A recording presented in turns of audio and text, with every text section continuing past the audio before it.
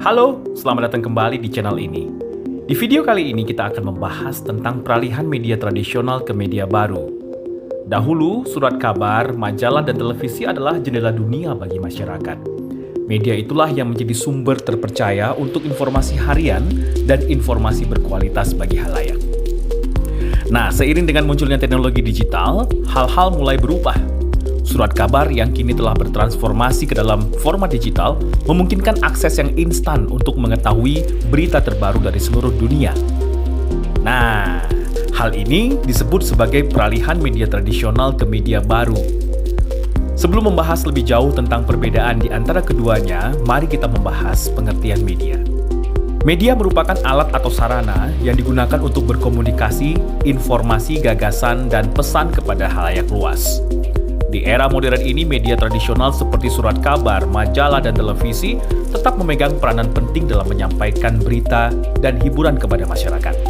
Namun, dengan kemajuan teknologi, media baru seperti platform media sosial, podcast, dan platform streaming telah membuka pintu bagi interaksi yang lebih aktif antara penyaji konten dan halayaknya, menciptakan lingkungan komunikasi yang lebih dinamis dan terlibat. Media tradisional adalah bentuk media yang telah ada sebelum perkembangan media digital atau internet.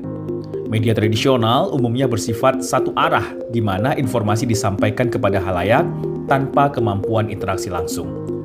Dalam konteks ini, media tradisional berfungsi sebagai sarana untuk mengirim dan menerima pesan dari penyaji kepada halayak, dengan sedikit atau tanpa kemungkinan halayak untuk memberikan umpan balik secara langsung. Berikut adalah contoh-contoh dari media tradisional.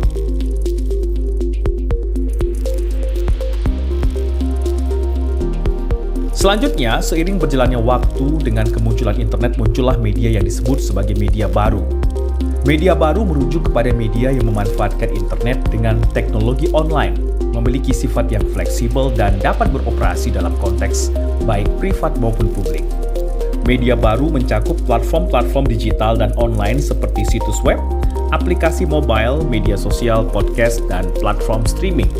Supaya lebih paham, yuk kita bahas lebih lanjut apa saja perbedaan media tradisional dengan media baru. Pertama, jenis konten. Konten dalam media tradisional terdiri dari teks, gambar cetak, audio, dan video. Namun formatnya cenderung tidak bisa berubah-ubah. Sedangkan media baru, elemen-elemen yang sama, tetapi memungkinkan untuk interaktivitas yang lebih tinggi, termasuk animasi, simulasi, dan konten dinamis. Kedua, waktu distribusi konten. Distribusi konten tradisional bisa memakan waktu yang lebih lama untuk menjangkau halayak luas. Berbeda dengan media baru, waktu distribusi konten yang dilakukan secara online menggunakan internet memungkinkan informasi dapat menjangkau banyak halayak di berbagai tempat. Ketiga, partisipasi konten. Media tradisional menyajikan informasi kepada audiens tanpa memungkinkan audiens yang memilih informasi yang mereka perlukan. Sedangkan di media baru, pengguna dapat memilih dan menyesuaikan konten sesuai dengan preferensi dan minat mereka. Keempat, interaksi konten. Media tradisional tidak memungkinkan adanya interaksi antara penyaji dan halayak.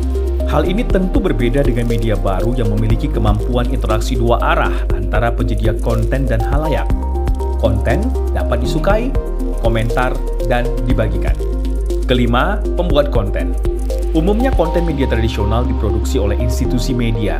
Sedangkan di media baru, pembuat konten tidak hanya terbatas pada institusi media saja, melainkan semua orang bisa berkontribusi dalam pembuatan konten dan membagikan konten itu kepada audiens. Nah, itu dia perbedaan antara media tradisional dengan media baru. Semoga setelah menonton video ini, kamu semakin paham. Oke?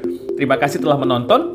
Jangan lupa untuk komen, like, dan subscribe channel ini. Sampai jumpa di video lainnya.